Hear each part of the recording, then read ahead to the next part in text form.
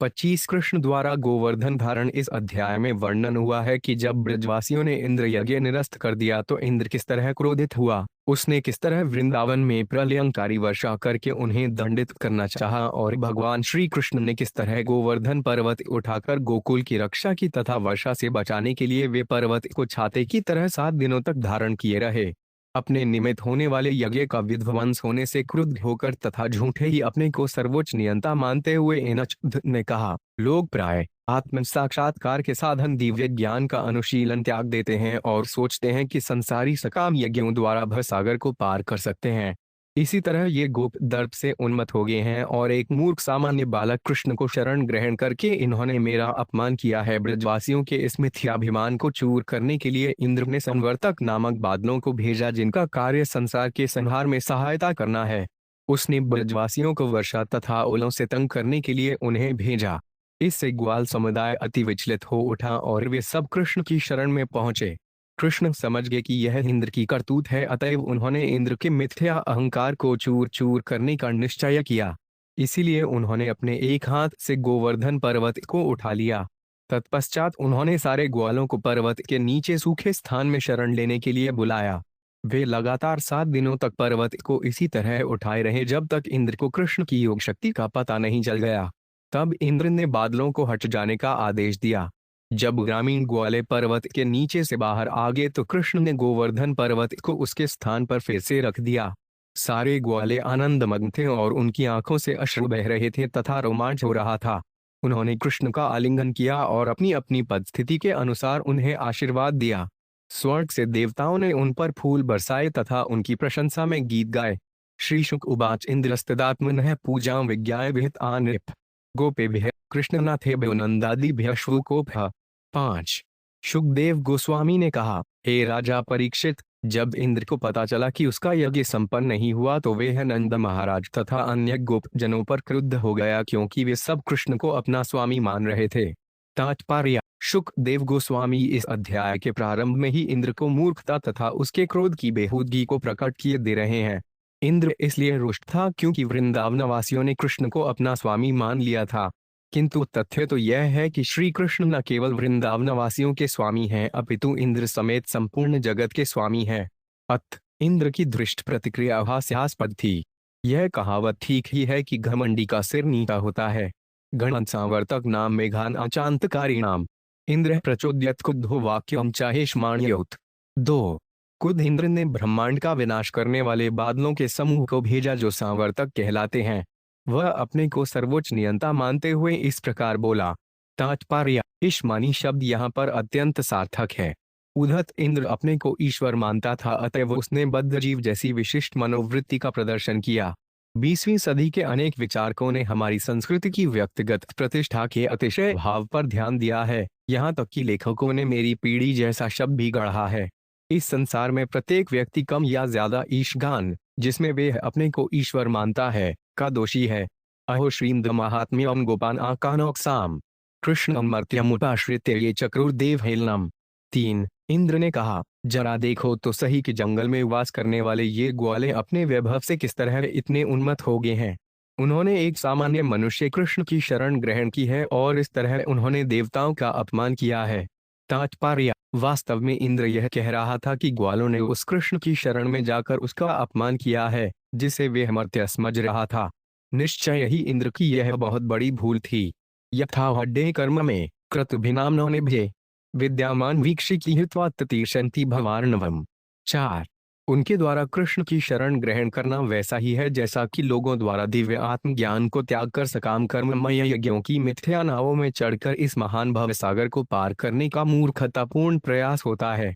वाचालवन बालेश्वन स्तब्धमज्ञन पंडितमानिनम कृष्णामर्त्यमुपाश्रित्य गोपा में चकुर प्रियम।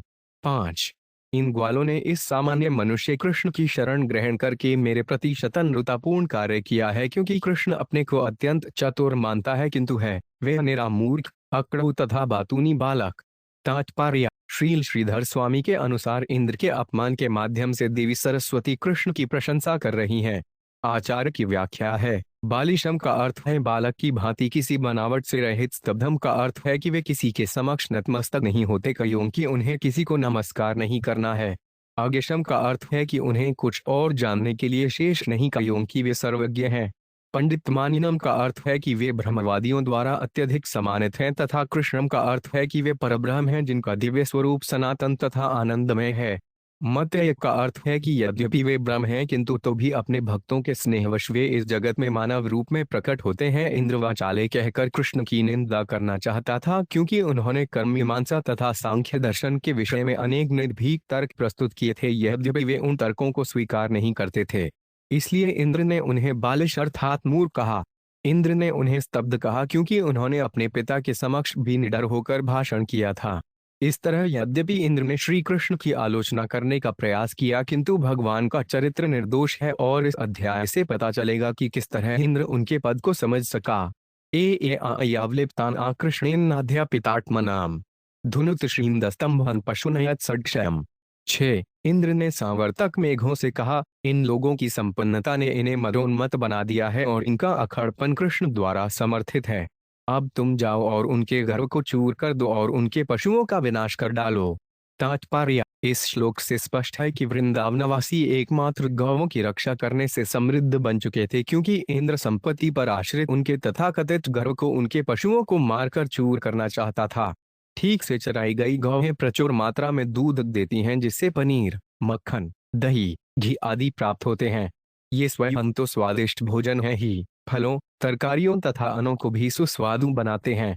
मक्खन लगने से रोटी तथा तरकारी स्वादिष्ट बन जाती है और जब फलों के साथ मलाई या दही मिला दिया जाता है तो वे क्षुधावर्धक बन जाते हैं। सभ्य समाज में दूध की बनी वस्तुओं का होना वांछित है और यदि उपयोग के बाद ये वस्तुएं बचें तो इनके बदले में अन्य मूल्यवान वस्तुएं प्राप्त की जा सकती हैं। इस तरह वृंदावनवासी वैदिक दुग्ध व्यवसाय से भौतिक दृष्टि से धनी, स्वस्थ तथा सुखी थे और उनमें से अधिकांश लोग भगवान कृष्ण के नित्य संगी थे। अहंचैरावतां नागमारुमानुवजेबजम मरुगणैर महाविगैर नंद गोष्ठ जिघांसया। 7 मैं अपने हाथी ऐरावत पर चढ़कर तथा अपने साथ वेगवान एवं शक्तिशाली वायुदेवों को लेकर नंद महाराज के ग्वालों के ग्राम को विध्वंस करने के लिए तुम लोगों के पीछे रहूंगा। तात्पर्य: इंद्र के रोष से भयभीत सांवर्तक मेघों ने उसके आदेश का पालन किया जैसा कि अगले एलोक में वर्णित है। श्री शुक उवाचित मघवता ज्ञप्ता मेघा निर्मुक्त बंधना नंद गोकुल मासारय पीड्यामासुरोजसा। 8 शुकदेव गोस्वामी ने कहा, इंद्र के आदेश से प्रलयंकारी मेघ समय से पूर्व अपने बंधनों से मुक्त होकर नंद महाराज के चरागाहों पर गए।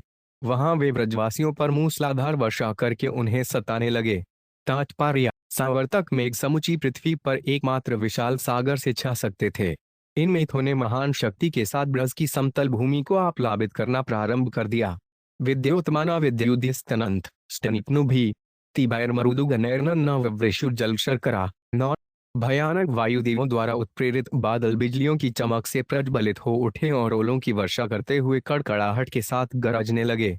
तात्पर्य: श्रील श्रीधर स्वामी की व्याख्या है कि मरुद्गण शब्द 7 महान वायुओं का सूचक है, यथा भुवलों का अधिष्ठाता आवह तथा लोकों को स्थिर रखने वाला प्रवह। स्थूला स्थूला वर्षधारा मुज्जत स्वभ्रेष्वभीक्षणश जलोधे प्लाव्यमाना भूर्नादशरत्नतोनतम। 10 जब बादलों ने बड़े बड़े खड़ों जैसी मोटी वर्षा की धाराएं गिराईं तो पृथ्वी बाढ़ से जलमग्न हो गई और ऊंची या नीची भूमि का पता नहीं चल पा रहा था। अत्यासारा तिवातेन पशवोजात्वेपना गोपा गोप्यश्व शीतार्ता गोविंद शरणन ययु। 19 अत्यधिक वर्षा तथा हवा के कारण कांपती हुई गौबिन तथा अन्य पशु और शीत से पीड़ित ग्वाले तथा गोपियां ये सभी शरण के लिए गोविंद के पास पहुंचे। शिरः सुत आंशवकायन प्रच्छाद्यासार पीड़िता वेपमाना भगवतः पादमूलमुपायु। 12 भीषण वर्षा से उत्पन्न पीड़ा से कौपती तथा अपने सिरों और अपने बछड़ों को अपने शरीरों से ढकने का प्रयास करती हुई गौएं भगवान के चरण अकमलों में जा पहुंची। कृष्ण कृष्ण महाभागवन्नाथन गोकुलवन प्रभो त्रातुमयी सी देवान कुपिता धक्तवत्सल। 13 गोपों तथा गोपियों ने भगवान को संबोधित करते हुए कहा, हे कृष्ण, हे भाग्यशाली कृष्ण, आप इंद्र के क्रोध से इन गौपों को उबारें। हे प्रभु, आप अपने भक्तों पर इतने वत्सल हैं, कृपया आप हमें भी बचा लें।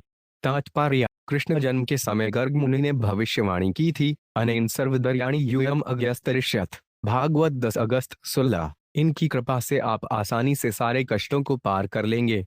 वृंदावनवासियों को पूर्ण विश्वास था कि ऐसी भारी विपत्ति में श्री नारायण उनकी रक्षा करने के लिए करेंगे, कृष्ण को शक्ति प्रदान करेंगे। उन्होंने कृष्ण को सर्वस्व मान रखा था और कृष्ण उनके प्रेम को अंगीकार कर चुके थे। शिला वर्षातिवातेन हयमान मचेतनम निरीक्ष भगवान मैंने कुपितेन्द्र कृतम हरि। 14 ओलों तथा तेज वायु के प्रहार से अचेत हुए जैसे गोकुल वासियों को देखकर भगवान हरि समझ गए कि यह कुपित इंद्र की करतूत है। तात्पर्य: श्रील विश्वनाथ चक्रवर्ती ठाकुर का कहना है कि इंद्र ने वृंदावन वासियों पर जो कहर ढाया वे भगवान कृष्ण तथा ब्रजवासियों के प्रेम व्यापार को बढ़ाने के लिए कृष्ण की लीला शक्ति द्वारा नियोजित था। भूखे व्यक्ति का दृष्टांत देते हुए आचार्य कहते हैं कि भूख की पीड़ा से उस सुख में वृद्धि होती है जो उसे उत्तम भोजन खाने पर मिलता है। इस तरह भूख से भोजन करने का आनंद बढ़ जाता है। इसी प्रकार वृंदावन वासियों को यद्यपि सामान्य भौतिक चिंता का अनुभव नहीं हो रहा था, किंतु इंद्र के कार्यों से आंतरिक पीड़ा पहुंच रही थी, जिससे कृष्ण के ध्यान में तीव्रता बढ़ी। और जब भगवान ने कर दिखाया तो परिणाम अद्भुत निकला। अपरत्वत्युल वर्णन वर्षम तिवातावन शिलाम्यम स्वयज्ञ व्यतेन स्माभिरिंद्रो नाशाय वर्षति। 95 श्री कृष्ण ने अपने आप कहा, चूंकि हमने उसका यज्ञ रोक दिया है, अतः इंद्र अति प्रचंड हवा और ओलों के साथ घनघोर एवं मृना ऋतु की वर्षा कर रहा है। तन्र प्रतिविधि सम्यगात्मयोगेन साधे लोकेश मानिन अमोड्याधनिशे श्रीमंतमय। 16 मैं अपनी योग शक्ति से इंद्र द्वारा उत्पन्न इस उत्पात का पूरी तरह सामना करूंगा। इंद्र जैसे देवता अपने ऐश्वर्य का घमंड करते हैं और मूर्खतावश वे झूठे ही अपने को ब्रह्मांड का स्वामी समझने लगते हैं। मैं अब ऐसे अज्ञान को नष्ट कर दूंगा। न ही सद्भावयुक्तानासुराणामीश विस्मय मत 5 सत आमान भड़ प्रश्मायोपकलते। 17 चूंकि देवता सत्वगुण से युक्त होते हैं, अतः अपने को स्वामी मानने का मिथ्या अभिमान उनमें बिल्कुल नहीं आना चाहिए। जब मैं सत्वगुण से विहीन उनके मिथ्या अभिमान को भंग करता हूं तो मेरा उद्देश्य उन्हें राहत दिलाना होता है। तात्पर्य: देवताओं को सद्भावयुक्त माना जाता है क्योंकि वे भगवान द्वारा नियुक्त सेवक होते हैं।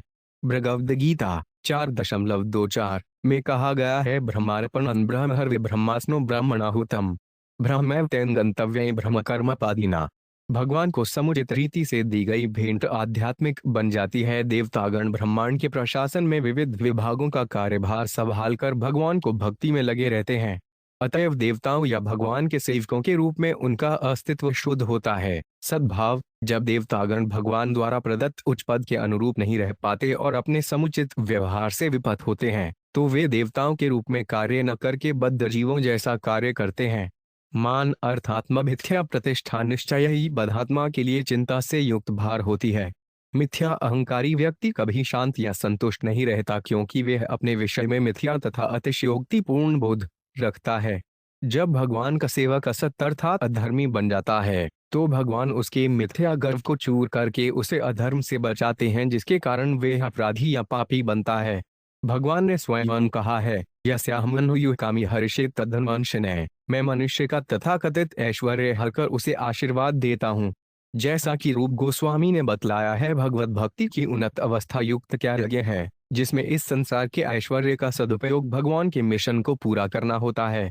स्पष्ट है कि इस संसार की सारी वस्तुएं भगवान की महिमा का प्रसार करने और सत समाज की सृष्टि करने में बड़े आश्चर्यजनक ढंग से प्रयुक्त की जा सकती हैं। अत्यधिक उन्नत भक्त कभी भी भौतिक स्वराज सामान से ठगा नहीं जाता, अपितु वह इसका सदुपयोग भगवान के आनंद हेतु अपना कर्तव्य मानकर ईमानदारी से करता है। यहाँ पर इंद्र यह भूल गया कि वह ईश्वर का विनीत सेवक है, इसीलिए कृष्ण ने इस मोहब्बतग्रस्त देवता को पाठ पढ़ाना चाहा। तस्मान्मत अरुणम गोएठ मनाथन्मत परिग्रहम गोपाय स्वात्मथो गेन सुपाच्य में व्रताहितः। 58 अतएव अब मुझे अपनी दिव्य शक्ति से गोप समुदाय की रक्षा करनी चाहिए, क्योंकि मैं ही उनका आश्रय हूँ, मैं ही उनका स्वामी हूँ और वे मेरे अपने परिवार के ही हैं। मैंने अपने भक्तों की रक्षा का व्रत जो ले रखा है। तात्पर्य: मच्छशनम शब्द न केवल यह सूचित करता है कि कृष्ण ब्रजन के एकमात्र आश्रय थे, अपितु यह भी कि कृष्ण ने उनके बीच अपना घर बना रखा था। श्रील विश्वनाथ चक्रवर्ती ठाकुर ने अनेकार्थ वर्ग कोश से शरणं गृह रक्षित्रो उद्धृत किया है। इस तरह शरणं शब्द घर या रक्षा का द्योतक हो सकता है। वृंदावनवासियों ने कृष्ण को अपना प्रिय बालक, मित्र, प्रेमी तथा प्राण मान रखा था और भगवान उनकी भावनाओं को जानते थे। इस तरह कृष्ण इन भाग्यशाली लोगों के बीच रहते हुए उनके घरों तथा खेतों में विचरण करते थे। स्वाभाविक है कि जे ऐसे घनिष्ठ भक्तों की सभी प्रकार के संकटों से रक्षा करते। इत्युक्त वैकेन हस्तेन कृत्वा गोवर्धनाचलम दधार लीलया विष्णु छत्रात्मृ बालकैः। 19। यह कहकर साक्षात विष्णु अर्थात श्री कृष्ण ने एक हाथ से गोवर्धन पर्वत को ऊपर उठा लिया, जिस तरह की कोई बालक कुकुर मुत्ते को उखाड़कर हाथ में ले लेता है।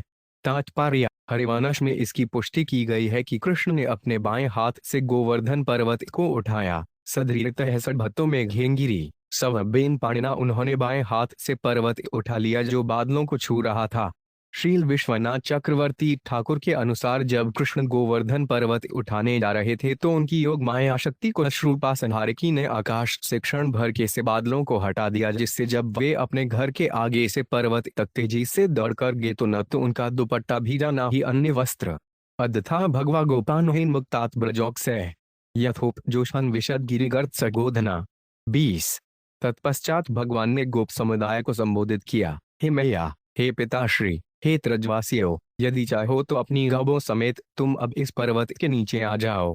तात्पर्य: श्रील विश्वनाथ चक्रवर्ती ठाकुर ने इस संबंध में यह अंतर्दृष्टि प्रदान की है। सामान्यतया विशाल गो समुदाय जिसमें हजारों गौएं, बछड़े, सांड इत्यादि थे, गोवर्धन जैसे मध्यम आकार वाले पर्वत के नीचे नहीं आ सकता था, किंतु पूर्ण पुरुषोत्तम भगवान के हाथों का स्पर्श पाकर इस पर्वत ने हर्षातिरेक के कारण अचिंत्य शक्ति प्राप्त कर ली और क्रुद्धेंद्र द्वारा किए गए हजारों वज्र के आघातों को कोमल सुगंधित फूलों की भेंट जैसा अनुभव किया। कभी कभी तो गोवर्धन को ऐसा लगता था कि वज्र का आघात हो भी रहा है या नहीं।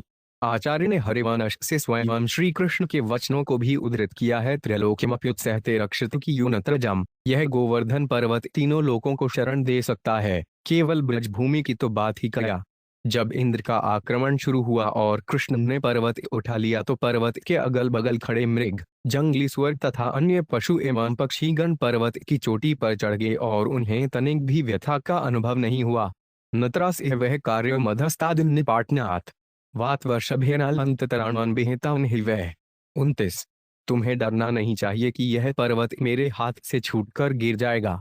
नहीं तुम लोग हवा तथा वर्षा से भयभीत हो, क्योंकि इन कष्टों से तुम्हारे छुटकारे की व्यवस्था पहले ही की जा चुकी है। तथा निर्विशुर गर्त कृष्णाश्रा स्मित मानस यथावकाशु सधन सबजा सोप जीवन। 22। इस प्रकार भगवान कृष्ण द्वारा उनके मन आश्वस्त किए गए और वे सभी पर्वत के नीचे प्रविष्ट हुए, जहां उन्हें अपने लिए तथा अपनी गौओं, छकड़ों, सेवकों तथा पुरोहितों के लिए और साथ ही साथ समुदाय के अन्य सदस्यों के लिए पर्याप्त स्थान मिल गया।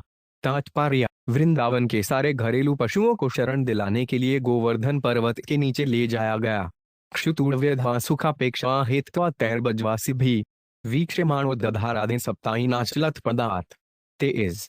भूख तथा प्यास भूलकर और अपनी सारी व्यक्तिगत सुविधाओं को ताक पर रखकर भगवान कृष्ण पर्वत को धारण किए हुए 7 दिनों तक वहीं पर खड़े रहे और सारे व्रजवासी उन्हें निहारते रहे। तात्पर्य: विष्णु पुराण के अनुसार व्रजैकवासी भीष्ट विस्मिताक्षय निरीक्षित गोप गोपीज नहे प्रीततिस फारित क्षण संस्तुमान चरित है कृष्ण शैल मध्यार्यव। कृष्ण ने पर्वत को उठा लिया तो ब्रजवासी उनकी प्रशंसा करने लगे। अब उन सबों को उनके साथ रहने का सुअवसर जो प्राप्त हुआ था और वे उन्हें प्रफुल्लित तथा चकित नेत्रों से निहार रहे थे। इस प्रकार सारे गोप तथा गोपियां प्रफुल्लित थे और स्नेहवश उन्होंने अपने नेत्रों को विस्फारित कर लिया। श्री कृष्ण के सौंदर्य तथा माधुर्य का निरंतर अमृतपान करते हुए ब्रजवासियों को न तो भूख लगी, न प्यास, न थकान, और कृष्ण भी उनके मनोहर रूपों को देख देख कर खाना पीना तथा सोना भूल गए। श्रील विश्वनाथ चक्रवर्ती ठाकुर इंगित करते हैं कि सांवर्तक मेघों से 7 दिनों तक लगातार वर्षा होने पर भी मथुरा जनपद में बाढ़ नहीं आई, क्योंकि भगवान अपनी माया से भूमि में गिरते ही जल को सुखा देते थे। इस प्रकार कृष्ण द्वारा गोवर्धन पर्वत का उठाया जाना मनोहारी विवरणों से भरा पड़ा है और हजारों वर्षों से सर्वाधिक प्रसिद्ध लीला बना रहा है। कृष्ण योगानुभवांतनि शमीन्द्रोइति विस्मित निस्तंभु भ्रष्ट सडूल्प स्वान मेघांसा जवार्यत। 24। जब इंद्र ने कृष्ण की योग शक्ति के इस प्रदर्शन को देखा तो वे आश्चर्यचकित हो उठा। अपने मिथ्या गर्व के चूर होने से तथा अपने संकल्पों के नष्ट होने से उसने अपने बादलों को थम जाने का आदेश दिया। खम विभ्रमुत्तादित्यन वातवर्षचर्दारुणम निशम्यो प्रतान गोपान गोवर्धनद्रो 5 बीत। 25। यह देखकर कि अब भीषण हवा तथा वर्षा बंद हो गई है, आकाश बादलों से रहित हो चुका है और सूर्य उदित हो आया है। गोवर्धनधारी कृष्ण ग्वाल समुदाय से इस प्रकार बोले। निर्यात त्यजत त्रासं गोपा सस्त्रीदनार्भका उपारताम वात वर्ष विविध प्रयास निम्नगा। 26 भगवान कृष्ण ने कहा, हे गोप जनों, अब अपनी पत्नियों, बच्चों तथा संपदाओं समेत बाहर निकल जाओ। अपना भय त्याग दो। तेज हवा तथा वर्षा रोगी है और नदियों की बाढ़ का पानी उतर गया है। तत्तस्ते निर्णयुर्गोपा स्वस्वमदाय गोदनम शकटुडड्ढोपकरण स्त्रीबलस्थविरा। शनय 27 अपनी अपनी गौवें समेट कर तथा अपनी सारी साज सामग्री अपने छकड़ों में लाद कर सारे गोप जन बाहर चले आए। स्त्रियां, बच्चे तथा वृद्ध पुरुष धीरे धीरे उनके पीछे पीछे चल पड़े। भगवान पितशैलवन स्वस्थाने पूर्ववत प्रभु पश्चिता सर्वभूतान आस्थाप्यामास लीलया। 28 सारे प्राणियों के देखते देखते भगवान ने पर्वत को उसके मूल स्थान में रख दिया जिस तरह की वह पहले खड़ा था। तब प्रेम बेगानब जोक्सो यथा समीरु परिरंभगादिभिः गोप्यश्न सस्नेहम पूजन मुदा दशक्षताधिरिबुजु सदाशिष। 29 वृंदावन के सारे निवासी प्रेम से अभिभूत थे। उन्होंने आगे बढ़कर अपने अपने रिश्ते के अनुसार श्री कृष्ण को बधाई दी। किसी ने उनको गले लगाया तो कोई उनके समक्ष नतमस्तक हुआ इत्यादि इत्यादि। गोपियों ने सम्मान के प्रतीक स्वरूप उन्हें दही तथा अक्षत जौ मिलाया हुआ जल अर्पित किया। उन्होंने कृष्ण पर आशीर्वादों की झड़ी लगा दी। विवेक चना तात्पर्य। श्रील विश्वनाथ चक्रवर्ती ठाकुर विवेचना करते हुए लिखते हैं कि प्रत्येक वृंदावनवासी कृष्ण को अपने अपने ढंग से मानता था। कोई अपने को छोटा, कोई अपने को उनके समान तो कोई अपने को उनसे ज्येष्ठ मानता था और वे तदनुसार उनसे बर्ताव करते थे। कृष्ण से ज्येष्ठ लोगों ने उन्हें आशीर्वाद दिया, प्रेम पूर्वक उनके सिर को सूंघा, चूमा, उनके बाजुओं और उंगलियों को दबाया और स्नेह पूर्वक पूछा कि वे थके तो नहीं या कि उन्हें पीड़ा तो नहीं हुई। कृष्ण के समवयस्क उनके साथ हंसी ठिठोली करने लगे और उनसे छोटे लोग उनके चरणों पर गिर पड़े और उनके पांवों की मालिश करने लगे। इस श्लोक में चर शब्द बतलाता है कि गोपियों के साथ ब्राह्मण पत्नियों ने भी दही तथा अक्षत जैसी शुभ वस्तुएं भेंट की। भगवान कृष्ण को जो आशीर्वाद मिले वे इस प्रकार थे। आप दुष्टों का दमन करें, भद्र लोगों की रक्षा करें, अपने माता पिता को आनंद प्रदान करें और धन तथा वैभव से समृद्ध हों। यशोदा रोहिणी नंदो रामश्च बलिन आवर कृष्णमालिड्युजुराशिष स्नेह कातरा। 30 माता यशोदा, रोहिणी, नंद महाराज तथा बलिएटों में सर्वश्रेष्ठ बलराम ने कृष्ण को गले लगाया। स्नेहाभिभूत होकर उन सबों ने कृष्ण को अपने अपने आशीर्वाद दिए। दिव्य देवगणा, सिद्धा साध्या गंधर्वच्चारणा तुष्टव्रतमुचुस्तुष्टा पुष्पवर्षाणि पार्थिव। 31 है राजन, स्वर्ग में सिद्धों, साध्यों, गंधर्वों तथा चारणों समेत सारे देवताओं ने भगवान कृष्ण का यशोगान किया और अतीव संतोष पूर्वक उन पर फूलों की वर्षा की। तात्पर्य, स्वर्ग में देवतागण उतने ही हर्षित थे जितना कि वृंदावन के वासी। इस तरह महान सार्वभौमिक उत्सव संपन्न हुआ। शतभुदुलदुभ्यो ने दुर्दिविदेव प्रचोदिता जगुर्गंधर्वप्तयस्तुम्बुरु प्रमुखानूप। 32 हे परीक्षित, देवताओं ने स्वर्ग में जोर जोर से शंख तथा दुंदुभियां बजाई और तुम्बुरु इत्यादि श्रेष्ठ गंधर्व गीत गाने लगे। तत् 5 नुरक्त है पशुपै परिश्रुत राजन स्वगोष्ठे सबलो 5 प्रजधरी तथा विधान्यस्य कृतानि गोपिका गायन्त्यर्मुदिता हृदयस्पुष। 33 अपने प्रेमी ग्वाल मित्रों तथा भगवान बलराम से घिरे कृष्ण उस स्थान पर गए जहां वे अपनी गौवें चरा रहे थे। अपने हृदयों को स्पर्श करने वाले श्री कृष्ण द्वारा गोवर्धन पर्वत के उठाए जाने तथा उनके द्वारा संपन्न किए गए यशस्वी कार्यों के विषय में सारी गोपियां प्रसन्नता पूर्वक गीत गाती अपने घरों को लौट गई। तात्पर्य, गोपियों ने अपने घरों को लौटने के पूर्व अपने प्रेमी श्री कृष्ण से चुपके आंखें चार की। सामान्यतः वे कृष्ण के विषय में खुलकर बातें नहीं कर सकती थीं क्योंकि वे धार्मिक गांव की कुमारियां जो थीं, किंतु अब उन्हें भगवान द्वारा इस अद्भुत प्रदर्शन का अवसर प्राप्त हुआ तो उन्होंने मुक्त भाव से कृष्ण के मनोहारी का गायन किया। यह स्वाभाविक है कि एक नवयुवक किसी सुंदर युवती के समक्ष अद्भुत कार्य करना चाहता है। गोपियां अतीव सुंदर तथा शुद्ध हृदय वाली युवतियां थीं और श्री कृष्ण ने उनके समक्ष अत्यंत अद्भुत कार्य संपन्न किए। फलस्वरूप वे उनके कोमल हृदयों में गहरे प्रवेश कर गए। इस प्रकार श्रीमद्भागवत के 10वें स्कंध के अंतर्गत कृष्ण द्वारा गोवर्धन धारण नामक 25वें अध्याय के श्री श्रीयदेसी भक्त वेदांत स्वामी प्रभुपाद के विनीत सेवकों द्वारा रचित तात्पर्य पूर्ण हुए।